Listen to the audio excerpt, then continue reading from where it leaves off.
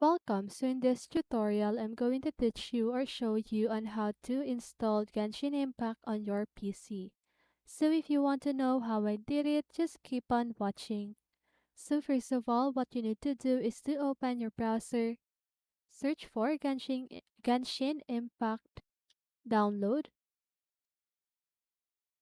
Here, click on this link genshin.hoyoversea.com. I'm sorry, hoyoverse.com. So now click on this button, PC download. So what you need to do is to just go ahead and wait for this one. As you can see, so once it is done downloading, just go ahead and click on it.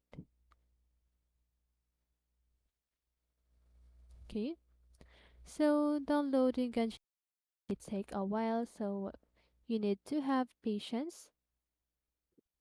So click on the install now button after clicking the check box or the circle at the lower left corner of the screen.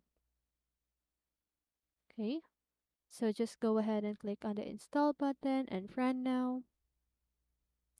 So basically that is how you install Genshin Impact on your computer.